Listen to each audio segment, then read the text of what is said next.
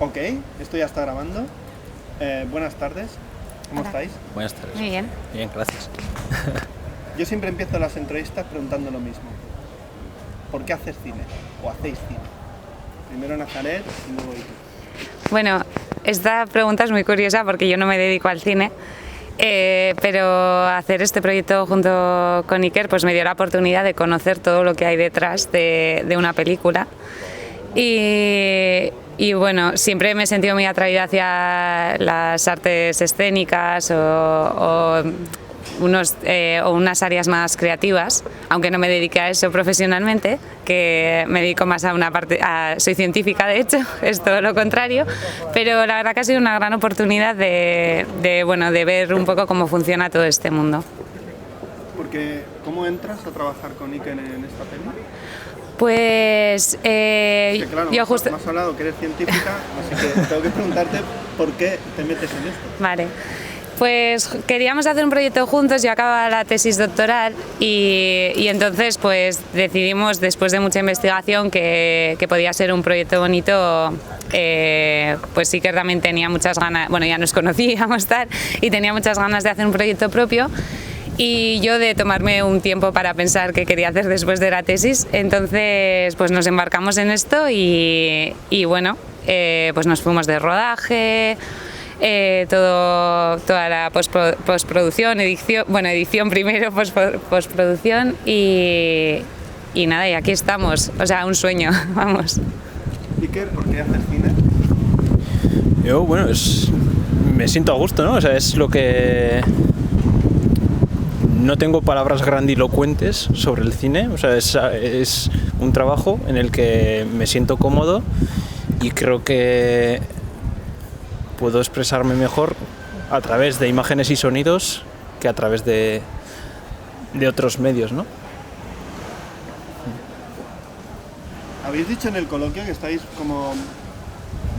A ver, ahora estoy pensando en una pregunta, me parece gilipollas la pregunta, porque ir a buscar algo tampoco, no sé, porque Lago Victoria, Kenia, esa isla, es un lugar muy concreto. Yo no creo que no se llega ahí porque sí. Ya lo conocíais de antemano, o sea, pensabais que allí ibais a encontrar algo que os arrebatara y decir, mira, hostia, aquí hay una historia, vamos a investigar porque puede que sacamos lo que no sabemos que estamos buscando, ¿no? Un poco así, porque es un sitio muy concreto, ¿no? Por ejemplo, yo lo había escuchado del Lago Victoria, pero vosotros vais allí porque conocéis de antemano o realmente os tropezáis con él, investigáis y aparece la historia. Estamos buscando una historia y por experiencias previas de proyectos previos en los que había trabajado, pues la mirada se me iba inconscientemente hacia el hemisferio sur, ¿no? Y el Lago Victoria en concreto no fue algo autoimpuesto de hay que ir ahí, sino de no había ninguna prisa en buscar historias, leyendo, viendo y encontramos esta, que era eso, la imagen, ¿no? de noche, de muchísimos puntitos de luz sobre un lienzo negro y fue ahí lo que, como un imán, ¿no? O sea, eso trajo curiosidad, ¿no?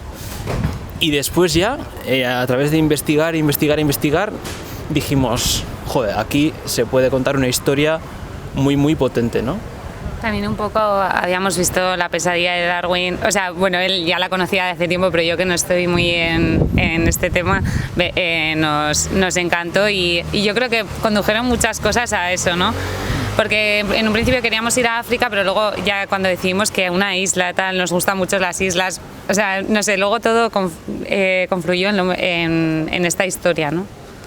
Pero en un principio no estaba todo pensado, ni sabíamos lo que íbamos a hacer, o sea, fue todo poco a poco, fue fluyendo y bueno, y así surge esto. Porque la idea era esa, ¿no? Hacer una película documental, ¿no? O sea, Sí. Esa era un poco la idea primigenia.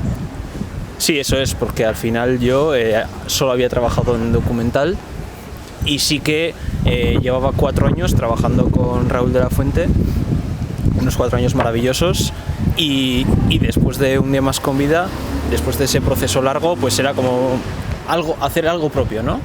Y y era al final el medio, o sea, el cine documental era lo que yo había estado acostumbrado a trabajar y en lo que me sentía más cómodo, ¿no? Y luego también teniendo en cuenta nuestras limitaciones, o sea, tanto de personal, 1 y 2, como de medios. Entonces, teniendo en cuenta nuestras limitaciones, la mejor forma de aprovechar era a través de, o sea, cine documental, vamos. Una vez allí en la isla, ¿cómo os tropezáis con esta historia de las mujeres, de las niñas que son abusadas por los pescadores, que son el poder, la riqueza allí? Y decidís cómo empieza el proceso de búsqueda, porque la película para mí es un cuento de hadas, un cuento moderno, diría yo, sobre un lugar que parece anclado en el tiempo, mágico, casi espiritual, en cierta manera. De hecho, hay momentos que lo filmáis un poco así, ¿no? Con esa base poética, lírica casi, ¿no? Pero claro, en la casita de chocolate también hay un trasfondo oscuro, trágico y violento y mortal, ¿no? ¿Por qué? ¿En qué momento decidís esta es la historia y cómo es el proceso de, una vez que tenemos la historia, cómo vamos a contarla? O sea, la historia, lo que es la temática de las agresiones contra las mujeres, eso sí que estábamos muy documentados. Pero bueno, como ha contado anteriormente Iker en el coloquio, cuando llegamos a la isla teníamos una idea de eso, de encontrar una mujer fuerte que se rebelase contra eso, tal, y lo que encontramos era como que la isla era muy pacífica, todo en calma, todo era felicidad aparente, o sea, era muy raro, pero claro, todo sustentado en el sufrimiento de las mujeres, ¿no? Eso es, todo lo que nosotros buscábamos contar existía, pero existía fuera de campo. Eso era imposible filmar porque no se veía, ¿no? Y por mucho que lo intentases, no lo conseguirías, ¿no? Porque si pones delante la cámara, no va a suceder. Entonces, siguiendo a cómo decidimos por qué contar así la historia, ¿no? Pues al final es un cúmulo de cosas, ¿no? Al final el silencio, este silencio que nosotros nos encontramos se convirtió en protagonista en la película, y cuando conocimos a la protagonista, hablar con ella fue una experiencia muy emotiva, terrible, ¿no? a la vez, y en ese momento, cuando hablamos con ella, sentimos que entendíamos lo que ocurría en la isla. Fue el primer momento en el que sentimos, claro, esto es lo que les ocurre a ellas, ¿no? El descubrimiento.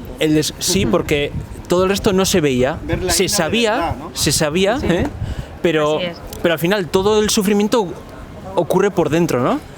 Y eso no se ve, y luego al intentar hablar no lo contaban.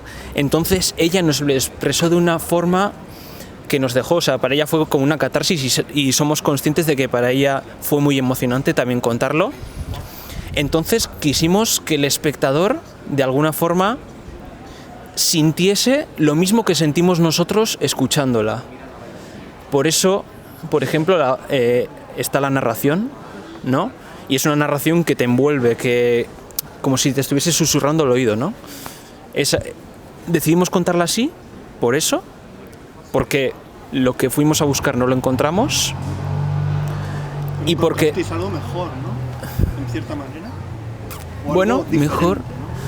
O lo que diferente, lo que sí, igual. O lo único que podía ser, ¿no? Sí.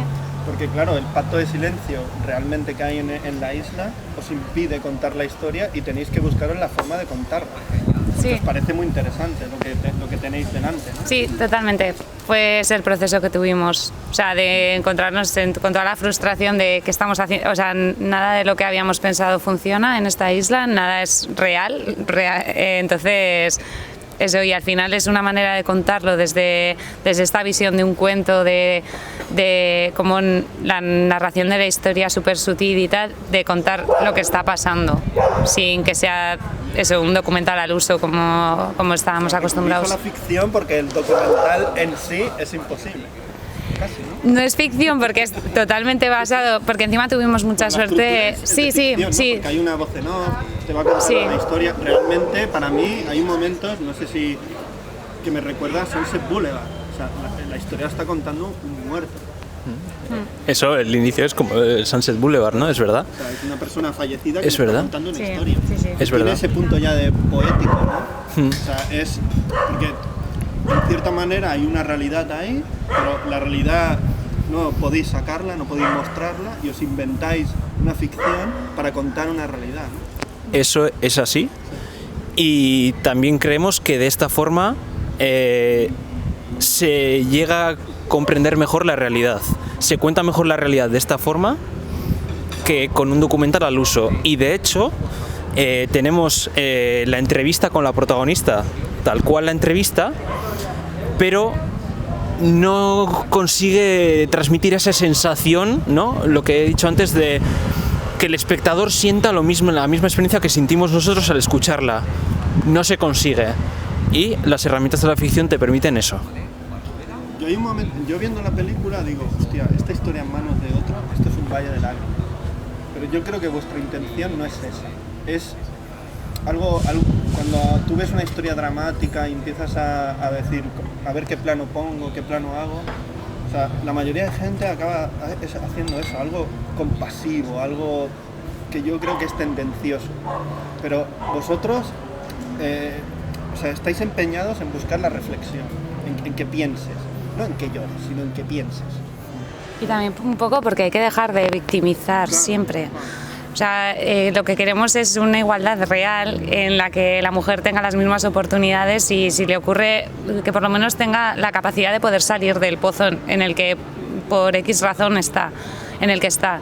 Entonces, de esta manera, no basándonos en la compasión, en el lagrimeo fácil, porque es muy fácil, bueno, y yo la primera porque yo lloro muchísimo, pero de esta manera se consigue también eso de desvictimizarla y hacer que hay salida, que se pueden buscar otras maneras para llegar a una igualdad, ¿no? En algún momento. Sí, y de hecho yo creo que abre su corazón de par en par la protagonista con la historia que cuenta, que si nos ponemos en sus zapatos hay que tener valor para contarla y sobre todo en un sitio donde no se pueden contar las cosas y bueno, creemos que tiene muchísima dignidad. Dentro de la historia que cuenta ella tiene muchísima dignidad. Es nuestra percepción, ¿no? Y bueno, somos conscientes de que ella se siente cómoda viendo la película, ¿no? Sí. ¿Cómo os planteáis la forma? Porque hay muchos planos fijos donde la cámara no se mueve, solo se mueve si los pescadores mueven su barco, ¿no? Hay también planos generales donde ves como ese lugar como mítico y físico a la vez, ¿no? Como algo en plan de aventuras de Robert Louis Stevenson, pero también la tragedia de la pesadilla de Darwin, ¿no? Por ejemplo, hay un plano muy recurrente que se ve, ¿no? Que parecen las siluetas parecen siluetas animadas, ¿no? Crepuscular y tal. O sea, ¿cómo te planteas la forma? ¿Cómo piensas decir, pues voy a filmar esto para contar esto? ¿Cómo es el juego entre lo que vemos y lo que escuchamos? Porque yo creo que ahí reside la potencia de la peli. Una pregunta, ¿no? Soy pesado aquí. No, o sea, pero son muchas cosas, ¿no? Pero la lectura... Pues, O sea, al final las siluetas, ¿no? Sí, para empezar, tiene ese tono mágico, digamos, ¿no? Que está desde el propio origen de la idea, que era este lienzo negro con luces, que eso parece un mundo paralelo, ¿no? Es fantasía, ¿no? Y como pescan de noche, o sea, esa base y además la isla, ¿no? La otra protagonista de la película, ¿no? La isla o sea, los paisajes, o sea, es una historia con unos contrastes brutales, ¿no? Entre la belleza del lugar con el sufrimiento que reside en el interior de las personas, ¿no?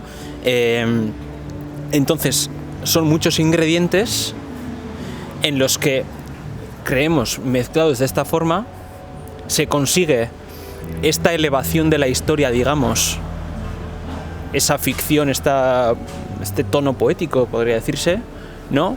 Y contar una historia real muy cruda, ¿no? Y de hecho, si solo nos fijásemos en la parte cruda de la historia, en en la miseria, entre comillas, no sería sería una película, para empezar, evidentemente totalmente distinta, pero no tendría el efecto que tiene tal y como la tiene ahora, en mi opinión, vamos. No sé. Sí, totalmente. No sé, era una pregunta muy amplia, no sé por dónde. Preguntas en una, ¿no? No sé si te. Sí, al final es ¿Y difícil. filmasteis muchas horas, por ejemplo? Filmamos muchas horas. Pero era por tener cuanto más material mejor, o por decir, wow, porque cuando volvamos esto es lo que vamos a tener, ¿no? Sí, también. Pero a la vez es que todo esto, lo que teníamos pensado, no es lo que finalmente conseguimos hacer. Entonces, el propio viaje fue una búsqueda de la historia. Entonces, no sabíamos desde el minuto 1 cómo iba a ser. Estábamos en constante búsqueda, ¿no? Pero sí que pensabais, hostia, hay que filmar a una barca de noche porque los pescadores filman de noche.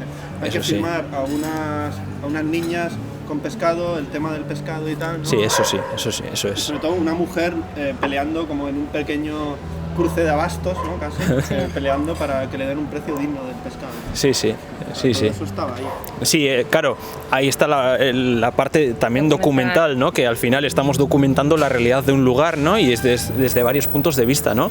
Al final es un documental construido a través de la mirada de una chica de la isla, ¿no? Y ahí está la ficción también, ¿no? Como ficción.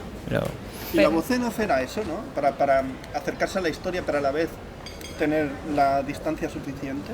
¿Era para eso? La voz en off. ¿Cuándo surge la voz en off en la historia, en vuestro proceso? La voz en off surge después de entrevistarla a ella. Surge después de entrevistarla, porque claro, por la eso idea es que ella lo contase a la cámara, ¿no? Pero visteis que tenía más fuerza el golpe. Eso es. Contado con la voz en off. De hecho, me acuerdo cuando ella empezó a leer el texto, fue como, ostras, es mi historia, ¿no? O sea, para ella Se removió por dentro. Sí, o sea, fue... Y al final la voz en off permite, digamos, elevar, ¿no? Al final, en vez de hacer un documental muy terrenal, es como si estuviese como el micrófono en el corazón de la chica, ¿no? Y que ella, o sea, como si te estuviese susurrando al oído, te embaucase, ¿no? En su historia. Es al final un viaje a su niñez, ¿no? Y nosotros estamos pues en junto a ella, ¿no? En ese viaje que ella hace a su niñez, y ella cuenta la realidad de la isla a través de su punto de vista, ¿no? Y luego, desde un punto de vista ya más práctico, al tener esta voz en off estamos generalizando a qué es la situación de todas las mujeres en la isla, y también un poco esto es lo que sufren muchas mujeres que han sufrido una violación o una agresión sexual, el miedo a contarlo, el silencio, esta doble culpabilidad. Entonces se consigue también eso desde un punto de vista eso más práctico con la voz en off, que no lo estás especificando en una persona, ¿no? Permite, al elevar la narración, digamos, permite también abstraer y al final es la mezcla de todo, ¿no? El sonido, la imagen, pero al final permite también las siluetas, el no ver rostros, permite ver la película al final, digamos, como un cuento, ¿no? Como una fábula, ¿no? Es ella, pero son todas, ¿no? Sí que utilizáis la voz, el sonido ambiental, como si dijéramos, y que lo recogéis, la voz en off. Solo hay un momento de testimonio que yo recuerde, de un señor, pescador será, que dice que también tiene que disfrutar de la vida.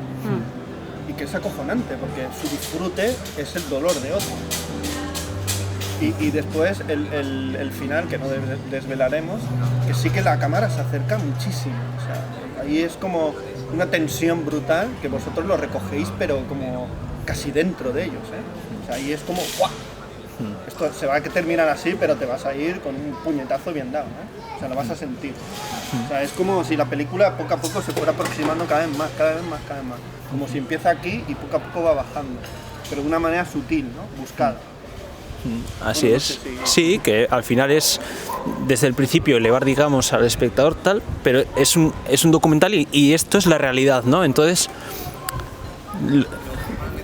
le das la mano desde el inicio, pero llega un momento en que dices ¡bumba!, ¿no? Golpe de realidad. y la realidad es que las niñas están muriendo, ¿no? En la isla, y el silencio está matando. Y eso es. El proceso de montaje, ¿cómo fue? Porque después de filmar un montón de horas, hostia, ¿qué imagen cojo, qué no cojo? Porque cada imagen describe un momento, un instante, ¿no? Esto es en vuestra película, que son 15 minutos, hostia, no puede haber 30 segundos de aburrimiento, o sea, no puede haber. No, pero a la vez son 15 minutos y hay muy pocos planos. Por ejemplo, las siluetas, no sé si... Bueno, claro, esto ya no conviene decir igual, ¿no? Pero tienen mucho metraje, planos fijos muy largos, o sea, son pocos minutos y hay pocos planos. No es un montaje muy picado, digamos, y cada plano... Es difícil, ¿eh? Sí. Menos planos hace el montaje más arduo, más complicado. Porque cada plano tiene que tener un peso.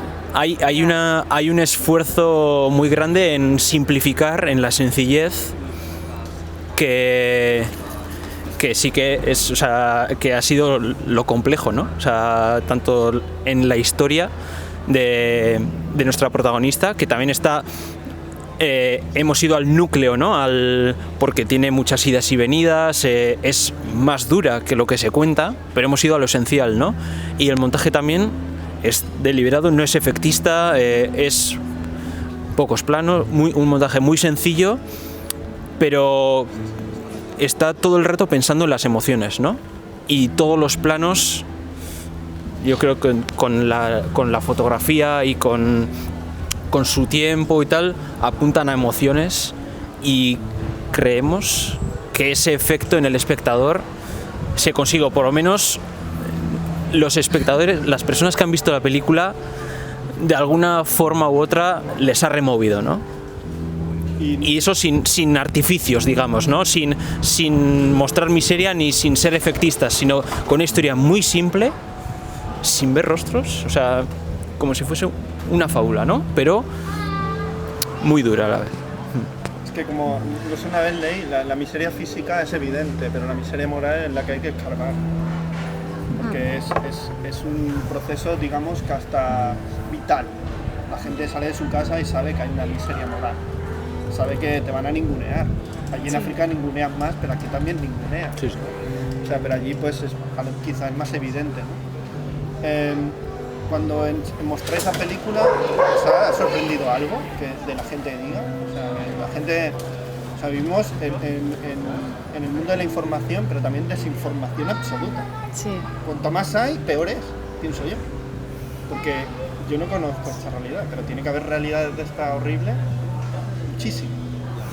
Y la gente le preocupa, cuando ve vuestra película dice, hostia, Iker, hostia, Nazaret, o sea, esto, ¿sabes?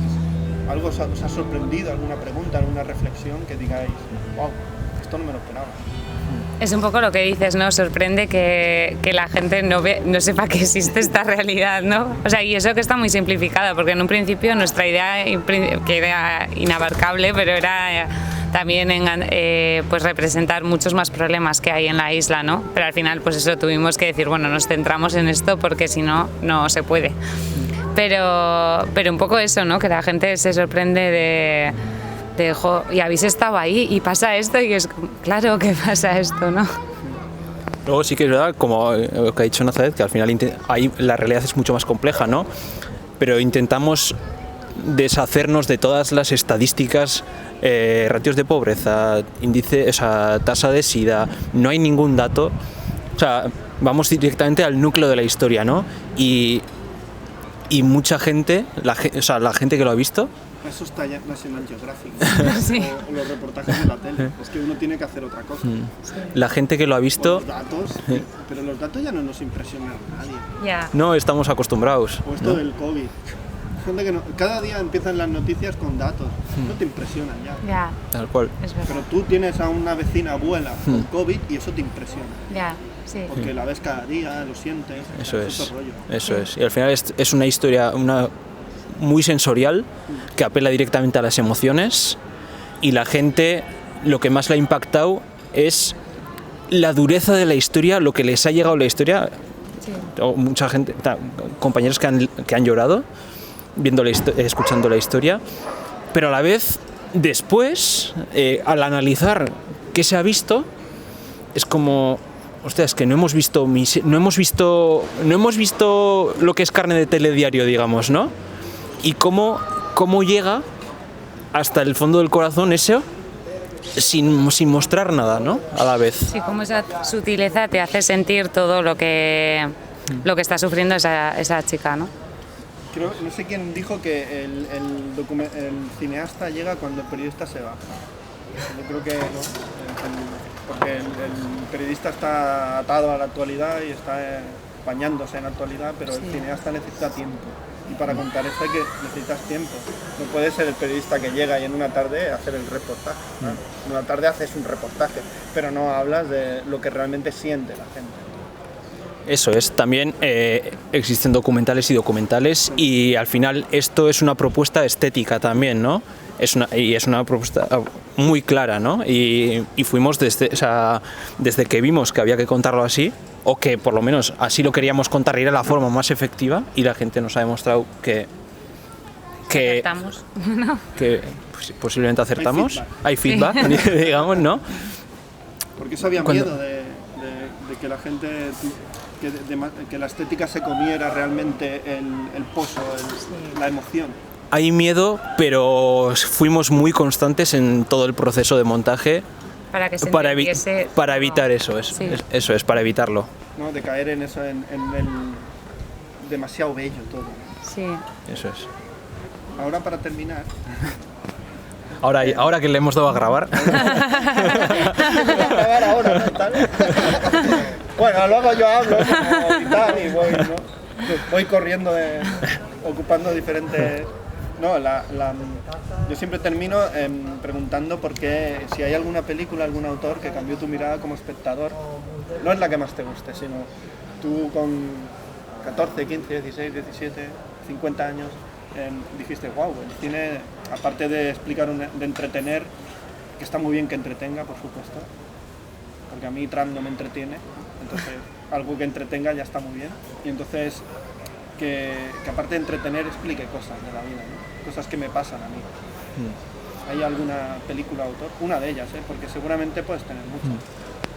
Yo, digamos, no soy cinéfilo de pequeño, de esta gente que nace desde pequeño, que quiero decir que desde pequeño con el cine, no, o sea, lo mío fue muy tardío, digamos. Y fue... Para haber sido tardío, has cogido carrerilla,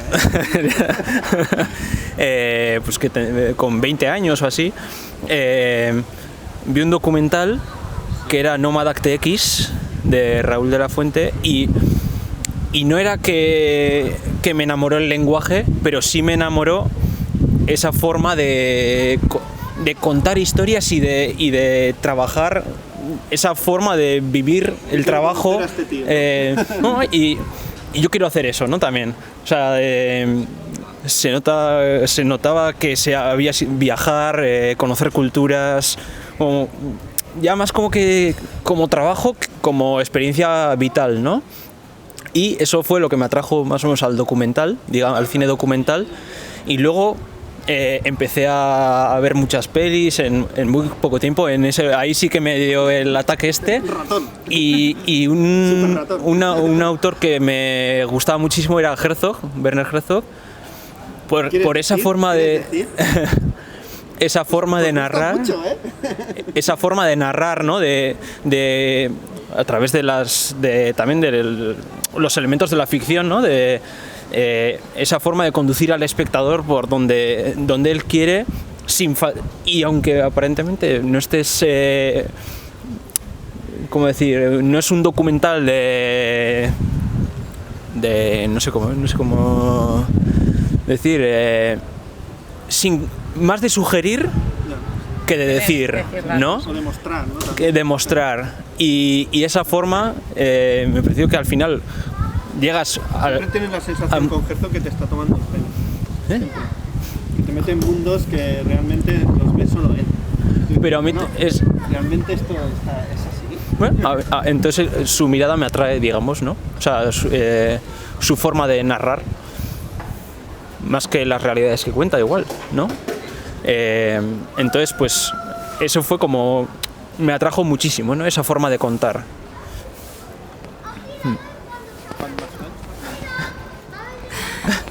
A ver si no hay. Ya, o sea, yo es que nunca, hasta conocer a Iker no sabía todo lo que había detrás del cine, sí que siempre me ha gustado el cine. El camino de la perdición. Sí.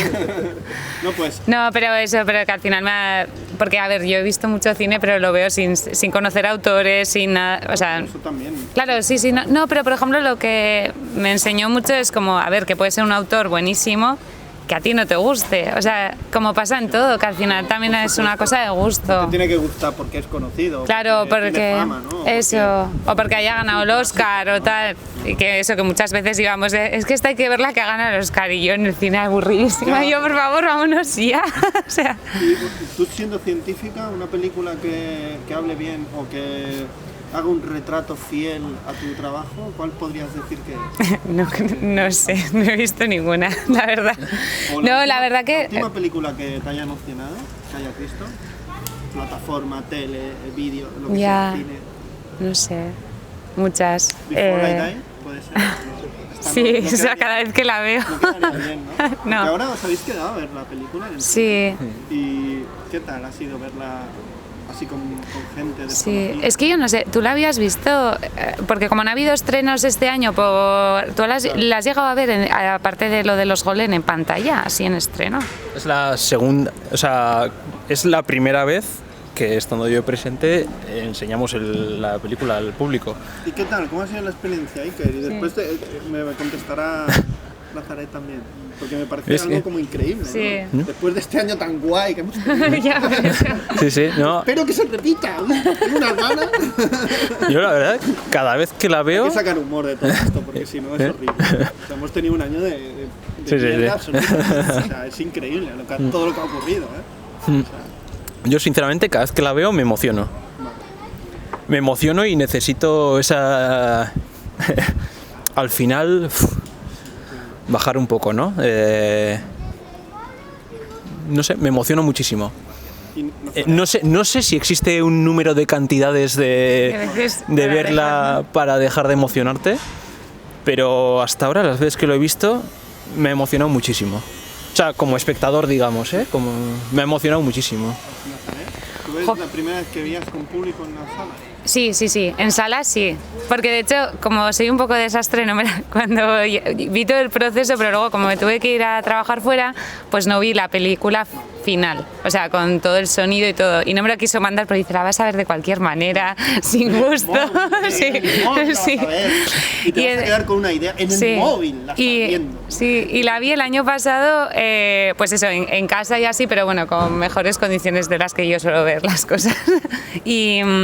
pues esta es la primera vez en cine y sí, impresiona muchísimo. O sea, yo la estaba viendo y la cabeza se me iba y era como, ¡buah! Me acuerdo de cuando estábamos grabando esto, pero luego por otro lado digo, métete en la historia para ver qué sientes. Pero la primera vez que la vi en casa me acuerdo, o sea, una emoción y sabía perfectamente de qué iba la historia, pero como el primer día, como cuando escuchamos cuando le escuchamos a F. O sea, una emoción enorme y sí. No sé, la verdad es que está contada tan bueno, para mi gusto tan bien que emociona. Es chulo porque cuando estás hablando os miráis y claro, eso es algo ya diferente, ¿no? Hombre, sí, al final el proceso ha sido juntos, ¿no? Entonces, pues... Epa, perdón. En el proceso, pues ha sido juntos, ¿no? Entonces, pues... O sea, al final las situaciones que hemos vivido, las hemos vivido juntos, ¿no? Entonces, pues... O sea... Cuando ella quiere... Es lo que todavía nos llevamos bien a pesar de todo. Cuando ella cuenta, pues yo ya sé a qué se refiere y al revés, claro. Pero también es una sensación chula y extraña a la vez, porque cada plano tú sabes lo que estabas haciendo, ¿no? Y dónde estabas, ¿no? Y el contexto que no vemos, ¿no? El fuera de campo tú lo sabes, ¿no? Sí. Pues nada, un placer hablar con vosotros de vuestra peli. Espero que el sonido no nos falle, porque si falla un poquito, perdonad, oyentes y telespectadores. Ahora me parecí uno de esos tontos de la tele.